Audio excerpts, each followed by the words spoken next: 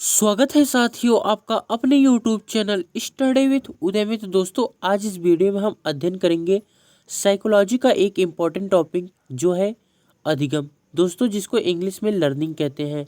दोस्तों इस वीडियो में हम अधिगम की परिभाषा, अर्थ एवं अधिगम के स्थानांतरण की जो विधियां हैं उसके बारे में विस्तार से अध्ययन करेंगे। तो दोस्तों आप वीडियो को अंत तक जरूर देखिएगा। तो पहले दोस्तों अधिगम का अर्थ क्या होता है उसके बारे में जानते हैं।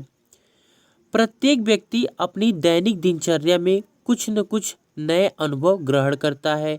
इस नवग्रहित फलस्वरूप व्यक्ति के व्यवहार में लगातार संशोधन होता रहता है, जिसे मनोविज्ञान की भाषा में एकत्रीकरण और उनके उपयोग को सीखना कहते हैं।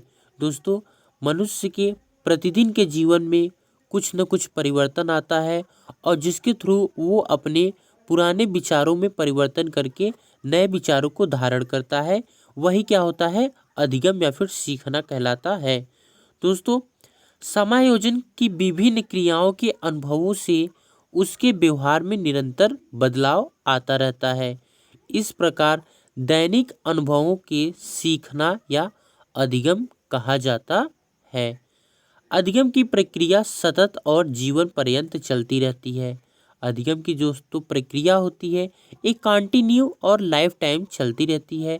जो व्यक्ति जितना अधिक सीखता है उसका विकास भी उतनी ही तेजी से होता है। अर्थ दोस्तों अधिगम की प्रक्रिया के दौरान व्यक्ति अनेक क्रियाएं एवं उपक्रियाएं करता है। अधिगम की प्रक्रिया के दौरान व्यक्ति जो होता है ये अनेक क्रियाएं एवं उपक्रियाएं करता है। लोगों को अपनी क्षमता की अनुभूति सीखने के द्वारा ही होती है। सीखने की प्रक्रिया निरंतरता एवं सार्वभौमिकता पर निर्भर करती है। सीखने की प्रक्रिया किस में निर्भर करती है, तो निरंतरता और सार्वभौमिकता पर निर्भर करती है। मनोवैज्ञानिक अधिगम को एक मानसिक प्रक्रिया मानते हैं। दोस्तों जो मनोवैज्ञानिक होते हैं वो अधिगम को एक मानसिक प्रक्रिया मानते हैं। विभिन्न मनोवैज्ञानिकों ने अधिगम के अर्थ को और अधिक स्पष्ट करने के लिए निम्नलिखित परिभाषाएं दी हैं। दोस्तों जो अलग अलग मनोवैज्ञानिक हैं इन्होंने अधिगम के अर्थ को स्पष्ट करने के लिए अलग अलग निम्नलिखित परिभाषाएं दी हैं। तो दोस्तों पहले हम देखते हैं क्रो एवं क्रो के अनुसार। दोस्तों क्रो एवं क्रो कहते हैं आदत और अभिवृत्तियों के अर्जन को ही अधिगम कहते हैं। इनका परिभाषा क्या है कि आदत और अभिवृत्तियों के अर्जन को ही अधिगम माना जाता है। स्किनर के अनुसार दोस्तों व्यवहार में उत्तरोत्तर अनुकूलन की प्रक्रिया को अधिगम कहा जाता है। स्किनर कहते हैं कि व्यवहार में उत्तरोत्तर अनुकूलन की प्रक्रिया को अधिगम कहा जाता है। कार्न ब्रेक दोस्तों कार्न ब्रेक कहते हैं कि सीखना अनुभव के फलस्वरूप व्यवहार में परिवर्तन द्वारा व्यक्त होता है। दोस्तों जो सीखना होता है ये अनुभव के फलस्वरूप व्यवहार में परिवर्तन द्वारा व्यक्त होता है। सफो के अनुसार दोस्तों सफो कहते हैं कि अधिगम व्यवहार एवं दृष्टिकोण दोनों का परिमार्जन है। दोस्तों जो अधिगम है यह व्यवहार एवं दृष्टिकोण दोनों का परिमार्जन है। दोस्तों वेट्स एवं अन्य के अनुसार अनुभव और प्रशिक्षण द्वारा व्यवहार में परिवर्तन करना ही क्या कहलाता है, अधिगम कहलाता है। दोस्तों ये कहते हैं कि अनुभव और प्रशिक्षण के द्वारा जब हमारे व्यवहार में परिवर्तन आ जाए तो इसका मतलब हम चीज़ों को सीख चुके हैं या फिर उसको अधिगम कर चुके हैं। गिलफोर्ड के अनुसार दोस्तों गिलफोर्ड कहते हैं कि हम इस शब्द की परिभाषा विस्तृत रूप से यह कहकर दे कि सीखना व्यवहार के परिणाम में कोई परिवर्तन है। दोस्तों इनके कहने का मतलब है कि आपके व्यवहार में यदि कोई परिवर्तन आ जाए तो वही क्या है, अधिगम है, वही सीखना है। ई.एस. पील के अनुसार दोस्तों ई.एस. पील कहते हैं कि अधिगम व्यक्ति में एक परिवर्तन है जो उसके वातावरण के परिवर्तनों के अनुकरण में होता है। ई.एस. पील क्या कहते हैं कि अधिगम व्यक्ति में एक परिवर्तन है जो उसके वातावरण के परिवर्तनों के अनुकरण में होता है। वुडवर्थ के अनुसार दोस्तों नवीन ज्ञान व प्रतिक्रियाओं को अर्जित करने की प्रक्रिया को अधिगम कहते हैं। दोस्तों ये कहते हैं कि नवीन ज्ञान और प्रतिक्रियाओं को अर्जित करना अर्जित करने की जो प्रक्रिया होती है उसी को अधिगम कहा जाता है। ब्लेयर, जोन्स एवं सिम्पसन के शब्दों में तो दोस्तों ये लोग कहते हैं कि व्यवहार में कोई भी परिवर्तन जो व्यक्ति के अनुभवों का फल हो और जो भावी परिस्थितियों का सामना करने में अलग प्रकार से सहायक हो, अधिगम कहलाता है। क्या कहते हैं दोस्तों कि व्यवहार में कोई भी परिवर्तन जो व्यक्ति के अनुभवों का फल हो और जो भावी परिस्थितियों का सामना करने में अलग प्रकार से सहायक हो, वही क्या कहलाता है, अधिगम कहलाता है। कहने का तात्पर्य है दोस्तों कि व्यवहार में जो कोई भी परिवर्तन जो कि अन्य व्यक्तियों से आप यदि अपने अंदर कुछ अलग विशेषता लाते हैं किसी भी कार्य करने के लिए, तो वही क्या है, अधिगम है। थार्नडाइक ने उपयुक्त क्रिया के चयन और उसे उत्तेजना से जोड़ने की प्रक्रिया को अधिगम कहा है। इन्होंने कहा कि क्रिया के चयन और उसे उत्तेजना से जोड़ने की प्रक्रिया को ही अधिगम कहा जाता है।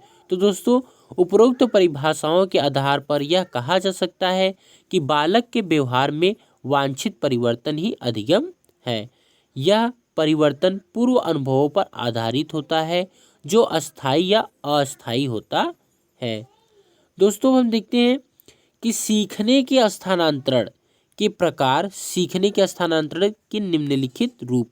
दोस्तों जैसा कि हमने बताया कि अधिगम के स्थानांतरण के मुख्यतः दोस्तों जो 5 तरीके होते हैं, 5 स्थानांतरण विधियां होती हैं, जिसमें दोस्तों होता है धनात्मक, ऋणात्मक, और दोस्तों इसमें धनात्मक ऋणात्मक शून्य होता है, क्षैतिज होता है और लंबी स्थानांतरण होता है। तो चलिए दोस्तों बारी बारी करके एक एक के बारे में हम विस्तार से अध्ययन करते हैं। तो पहले दोस्तों हम जानते हैं कि धनात्मक स्थानांतरण क्या होता है। जब किसी एक क्षेत्र में सीखा हुआ ज्ञान अथवा कौशल किसी दूसरे क्षेत्र में सीखे जाने वाले ज्ञान अथवा कौशल के सीखने में सहायक होता है, तो इसे धनात्मक स्थानांतरण कहते हैं। फिर से दोस्तों, जब किसी एक क्षेत्र में सीखा हुआ ज्ञान अथवा कौशल किसी दूसरे क्षेत्र में सीखे जाने वाले ज्ञान अथवा कौशल के सीखने में सहायक होता है, तो वह धनात्मक अधिगम धनात्मक स्थानांतरण कहलाता है। जैसे दोस्तों गणित के ज्ञान का भौतिक शास्त्र की संख्यात्मक समस्याओं के हल करने में सहायक होना और कार चलाने के कौशल का जीप अथवा ट्रक के कौशल सीखने में सहायक होना। शिक्षा के क्षेत्र में इस धनात्मक स्थानांतरण का ही महत्व है। शिक्षा के क्षेत्र में जब हम सीखने के स्थानांतरण की बात करते हैं तो हमारा तात्पर्य इसी धनात्मक स्थानांतरण से होता है। दोस्तों आगे देखते हैं ऋणात्मक स्थानांतरण। तो दोस्तों जब किसी एक क्षेत्र में सीखा हुआ ज्ञान अथवा कौशल किसी दूसरे क्षेत्र में सीखे जाने वाले ज्ञान अथवा कौशल के सीखने में बाधक होता है, तो इसे ऋणात्मक स्थानांतरण कहते हैं। जैसे दोस्तों विज्ञान के ज्ञान और उसमें निहित कारण, कार्य संबंध का धर्म एवं दर्शन के अध्ययन में बाधक होना। शिक्षा के क्षेत्र में इस प्रकार के स्थानांतरण का कोई महत्व नहीं होता, इसलिए इस पर कोई विचार नहीं किया जाता। दोस्तों इनके कहने का मतलब है कि जैसे कि आपने ग्रेजुएशन में क्या किया है, आपने साइंस से पढ़ लिया है, लेकिन आपके साइंस का उपयोग जो है बीएड में नहीं हो पा रहा है, आपको वहाँ पे अलग सब्जेक्ट पढ़ने पड़ रहे हैं, तो यहाँ पे दोस्तों क्या होता है, ऋणात्मक स्थानांतरण होता है। शून्य स्थानांतरण क्या होता है कि जब सीखने का स्थानांतरण न तो धनात्मक होता है और न तो ऋणात्मक होता है, तो उसे शून्य स्थानांतरण कहते हैं। मतलब कि उसके सीखने का ना तो कोई फायदा है ना तो कोई नुकसान है, तो उसे क्या कहेंगे, शून्य स्थानांतरण कहते हैं। अब देखते हैं क्षैतिज स्थानांतरण क्या होता है।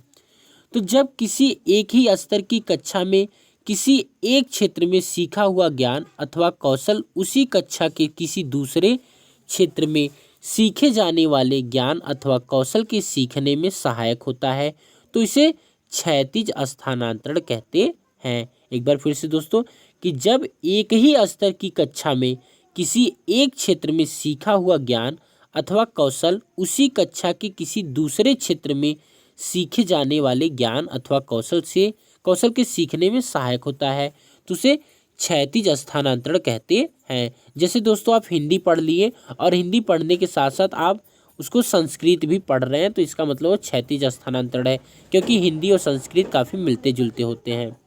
जैसे दोस्तों कक्षा 10 में सीखे हुए गणित के ज्ञान एवं कौशल का उसी कक्षा के विज्ञान की संख्यात्मक समस्याओं के हल करने में सहायक होना।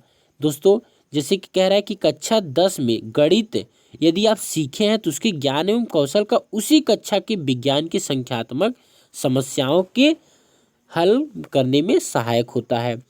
लंबी स्थानांतरण क्या होता है?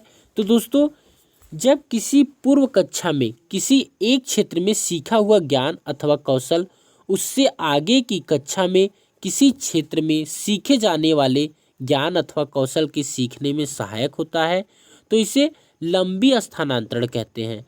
फिर से दोस्तों देखते हैं कि जब किसी पूर्व कक्षा में किसी एक क्षेत्र में सीखा हुआ ज्ञान अथवा कौशल उससे आगे की कक्षा में किसी क्षेत्र में सीखे जाने वाले ज्ञान अथवा कौशल से सीखने में सहायक होता है, तो इसे लंबी स्थानांतरण कहते हैं। जैसे दोस्तों कि हम जब कोई भी चैप्टर पढ़ते हैं, जैसे क्लास 6, 7, 8 का हो गया, तो बच्चों को उसमें लिखा रहता है कि आपने पिछली कक्षा में इन चीज़ों का अध्ययन किया है, तो उसके आगे से उसको समझाना या फिर पढ़ाना स्टार्ट करता है, फिर उससे रिलेटेड टॉपिक को आगे स्टार्ट करता है। तो इसका मतलब दोस्तों होता है कि वो बच्चा जो होता है पिछली कक्षाओं में उस ज्ञान को अर्जन कर लिया है, अब उससे ही रिलेटेड उससे ही संबंधित चीज़ों को आगे वाली भी कक्षाओं में विस्तार से अध्ययन करेगा। जैसे दोस्तों कहा है कि कक्षा 10 में सीखे जाने वाले गणित के ज्ञान एवं कौशल का कक्षा 11 में सीखे जाने वाले गणित के ज्ञान एवं कौशल के सीखने में सहायक होना। तो दोस्तों आज इस वीडियो में हमने अधिगम के बारे में विस्तार से अध्ययन किया। अधिगम का परिभाषा, अधिगम का अर्थ और महत्वपूर्ण जो कि दोस्तों ऐसे मनोवैज्ञानिक जो कि परीक्षा की दृष्टि से काफ़ी महत्वपूर्ण है, उनके अनुसार मैंने अधिगम के परिभाषाओं को देखा और अधिगम के स्थानांतरण के प्रकारों का अध्ययन किया, जिसमें दोस्तों टोटल 5 प्रकार थे। कौन कौन से? धनात्मक, ऋणात्मक, शून्य, लंबी और क्षैतिज। यही आपके अधिगम के 5 स्थानांतरण के प्रकार होते हैं। तो दोस्तों वीडियो कैसा लगा कमेंट बॉक्स में ज़रूर बताइएगा। Thanks for watching this video.